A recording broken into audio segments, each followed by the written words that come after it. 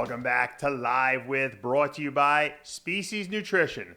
I'm Dave Palumbo, and today's guest is our 2019 Omaha Pro Classic Physique Pro champ, Jordan Plantiko. Welcome to the show. Hey, what's going on, Dave? Thank you for having me. First time here, so we're going to find out a little bit about you. Obviously, you won that show this past weekend in Omaha, but you have a pretty interesting background. You're only 22 years old, but you were pretty much a powerlifting champion earlier on in your teens. Tell us a little bit about that, how you got into that. Yes, sir. So, I played football in high school, and it was my senior year of high school. I wanted to try powerlifting because I had broken all of the school records we had at the time, so I thought it would be a good thing to try. What were the school records at the time? The school records, I don't remember necessarily the particular numbers. But what was your bench and deadlift and all that stuff in high school? In high school, my squat, I got up to 495. Impressive. And that was just raw squat, and then bench, I think I got up to 345. Wow. They didn't do deadlifts, but they did hang cleans. And then we did our 40-yard dash. It's kind of funny. I was a defensive tackle for high school, and I had the fastest 40 on our team. What was your 40? 4.49. Wow, that's crazy. How tall are you? I'm 5'10" and a half. Wow, all right. So you're not like a super tall guy. That's pretty impressive that you had those lifts in high school. Did you realize that was something special at the time? Kind of, sort of. I thought I would be competitive if I were to actually focus on it. But did you realize you were the strongest guy in school, obviously, right? Yeah, at least pound for sure. Yeah. So how did you get into the powerlifting? You decided you wanted to try it out.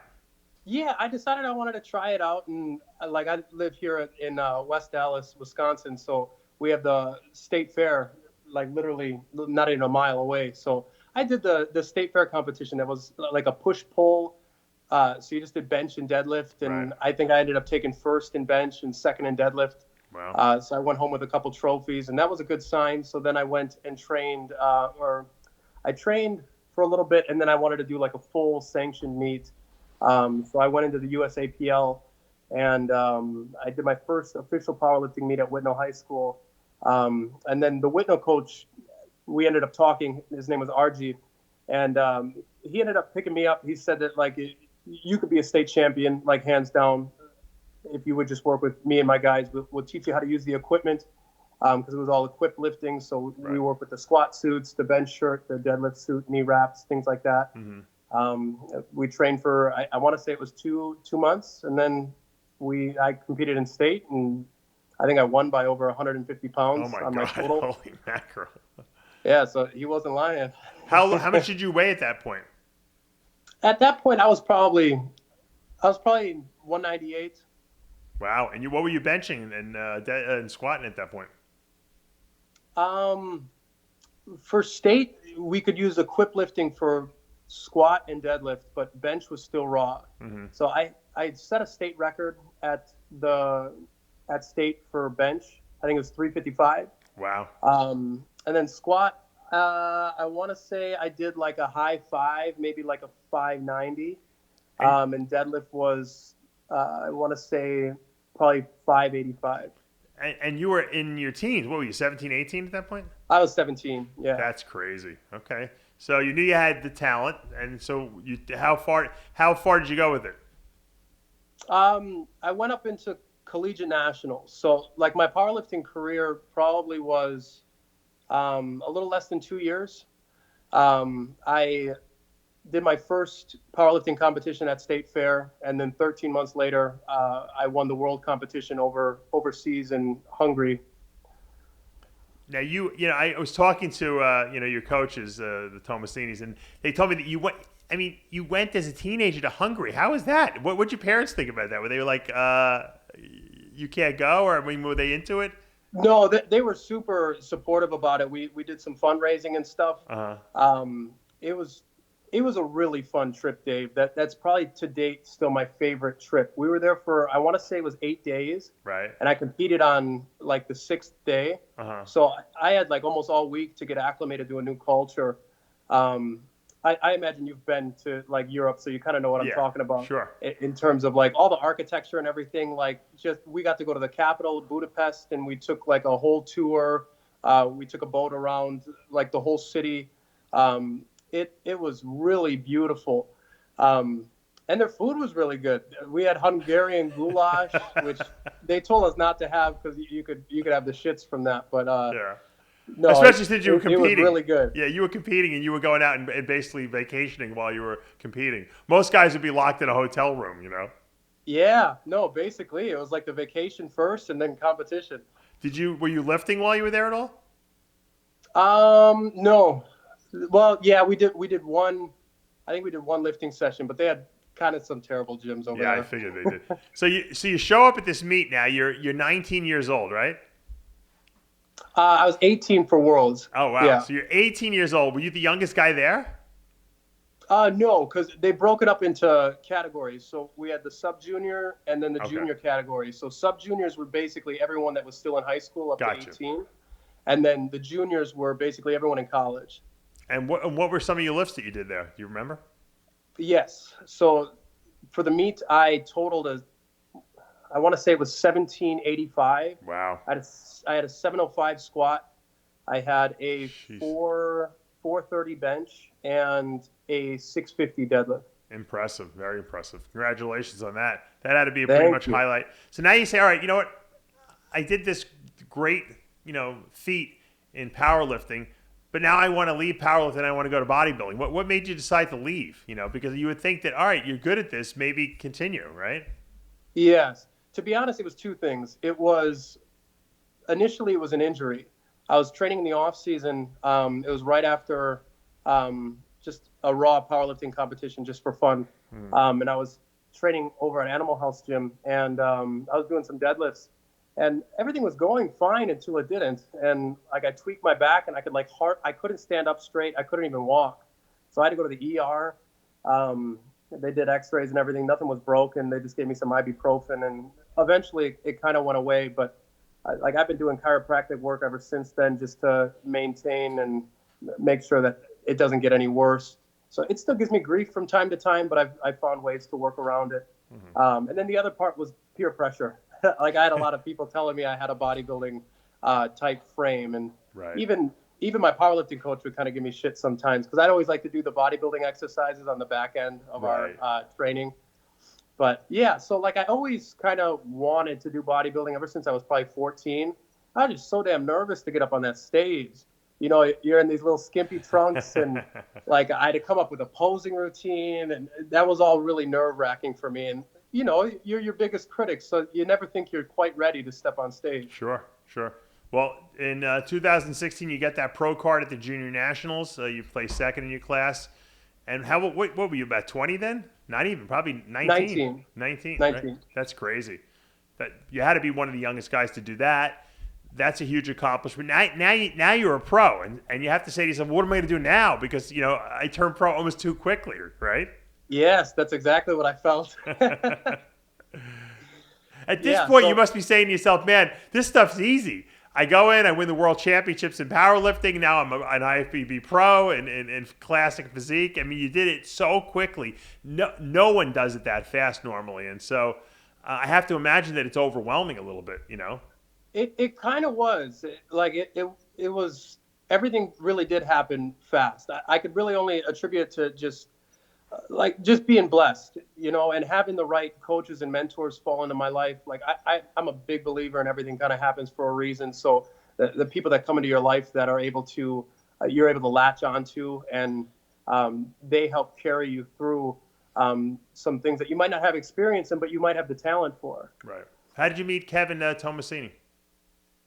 Kevin and Stacy Tomasini, they were introduced to me by Valentino Harris. I'm sure you're familiar with him. I think you've had him on the show or done a muscle in the morning with him before. Yeah. We were training partners for a while, but yeah, he was one of the big peer pressures for me to get into the sport. He just kept telling me to do it, and I was injured at the time and I couldn't really work on strength. So I was, well, I can build muscle without all these heavy weights. So Right. I just kind of changed my philosophy and my approach to things, and started training more like a bodybuilder, and did the show. My first show, I won the overall. I even crossed over into bodybuilding. I took second. The only guy I lost to was the guy who took the overall. Right. Then went to juniors 3 weeks later and took second right next to Kevin Ford. It was actually kind of funny. Like Valentino, we went to the same show. We both did junior nationals, both coached by Kevin and Stacy. Yeah. And we're two totally different heights. I think he's like 3 or 4 inches shorter than me. So I didn't anticipate being in the same class as him. But like when they heighted us and everything, apparently we fell into the same. Oh, that's funny. Class. So yeah, it was very interesting and very nerve wracking. And then you beat him. Like, well, yeah, yeah. That was a big. I bet he big wishes shock he to never me. told you to do that, to do bodybuilding after that. Yeah, that I never would have really seen that coming. But like I said, I can really only chalk it up to just being blessed, you know. You know, it's interesting. Like I said, you go into the sport, of bodybuilding, whatever, classic physique, same thing, and you don't lose as an amateur. You win. It's like a Phil Heath. You win your first show overall. You do, the nationals, or whatever, junior nationals. You get your pro card. Now you're going into the pros. At this point, be honest with me. You have to think, you know what? I'm pretty damn good. This is easy, right? Kind of. Like I didn't You necessarily can't want to not say it think was that easy. at that point. It's like a Cody Montgomery story, Yes. Yeah. I wouldn't say it was necessarily easy because Kevin always tells me stories about his whole pursuit in his bodybuilding Kevin's career. been going for 30 years trying to get a pro card like I was, so, he sees you and he helps you, and in 2 shows you're pro, Yeah, no, it was crazy. I almost felt undeserving for a while. It took me a little bit to actually accept what was all going on, and that I really need to take advantage of this given my situation. Right. Well, the funny thing is that, once again, you never know who's going to show up. You obviously showed up at the right show at the right time. You got the pro card. So now you decide, all right, I'm going to take a whole year, but not really. You in 2017, you do the Ferrigno Legacy Classic, and you get, you come in 13th. Obviously, you finally lose. What did that feel like? How did you deal with that emotionally? Sure. Well, it was kind of I was kind of bitter about it at first, and I think we all kind of were. I had brought my best physique to date. I was very, very conditioned. I would argue that I was even more conditioned, at least in certain areas, than I was this last show. But the size wasn't there, obviously. I like, you should see for the athlete check-ins. These guys are huge in classic. So I go back there and I'm just like, "Whoo, is this bodybuilding? Am I in the wrong section here?" No, you're in the right section. I'm like, all right. So, but yeah, it was kind of tough. But you know what? You have to lose. If you win all the time, you take it for granted. You don't work as hard. You need to be humbled in some sort of way. And now that I stand here, I think it was worth the loss. Yeah, especially now that you have the win, right? Yeah. Now, what did you weigh on stage for that pro debut? I was 187. Okay, and then what's your height? Your weight limit for your height? 215. All right, so you gave up a lot of size, obviously, to these other guys. Now, 1 year later, or 1.5 years later, you step on stage here in the Omaha Pro. What did you weigh when you weighed in here?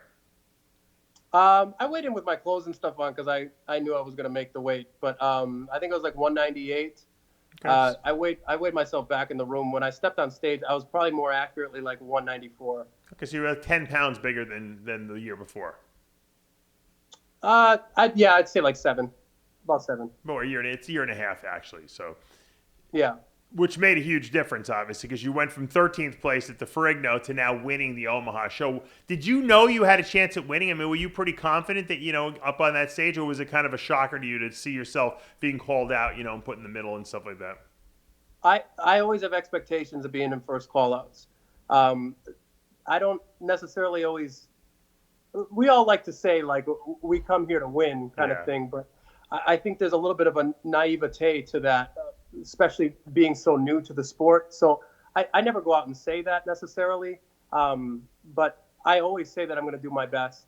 And I do expect to be in first call-outs, because if I put enough energy and effort into it, I really believe that I can do that. So that was the initial goal. And like when I got first call-outs, well, now that the prerequisite's been met, well, now I'm going for first. But I was very surprised when they put me in the top 3 for the call-outs. Right. Well, you know what? Once you're in that top 3 now and you're battling it out, I have to imagine that your juices are flowing now. You're probably feeling, oh, man, I got a shot at this thing. Oh, yeah. Oh, yeah. Does that motivate you to pose harder and to really perform? I have to imagine it would. Oh, absolutely. I was fired up after that. Like that was the validation that I needed to know that I belonged here. And yeah, I was fired up after that. I was ready to go. Well, when you get your name called at the end at the finals on Saturday night, and you heard your name as the last guy standing there, was it everything you had hoped for?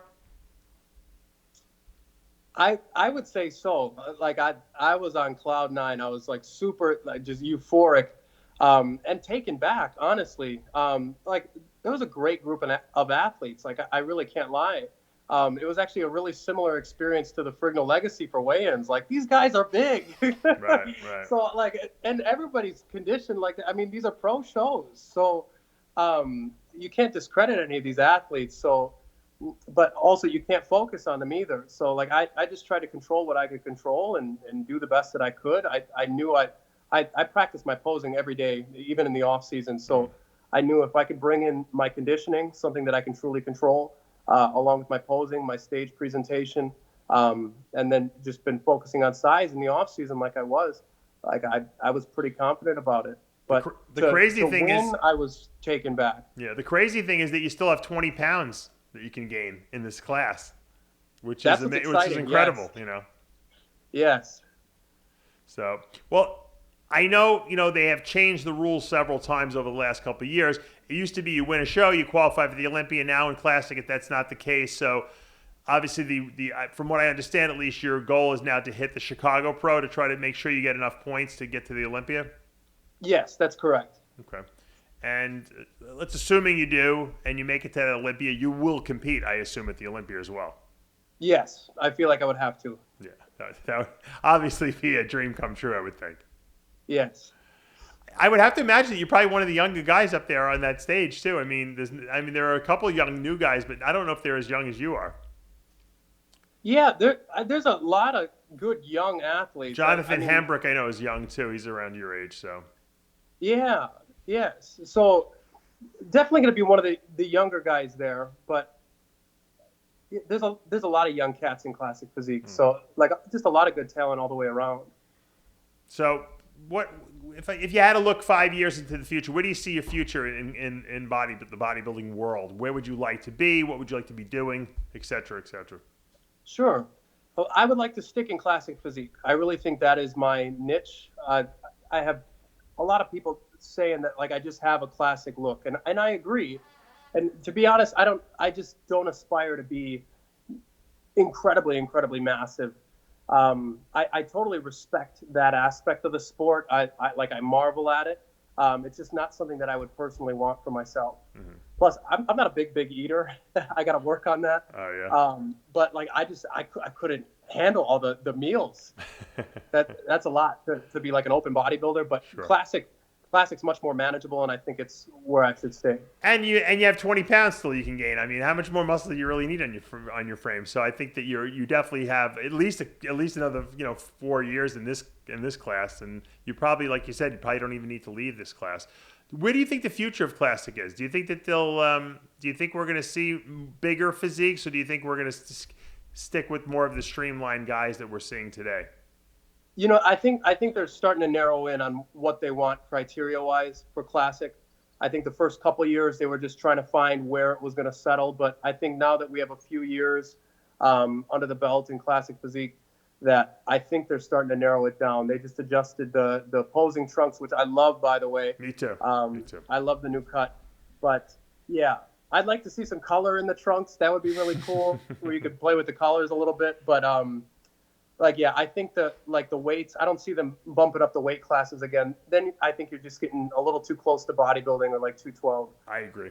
100%. Well, Jordan, congratulations on the big win in Omaha. Good luck in Chicago, and hopefully we'll see you at the Mr. Olympia come September. Thank you.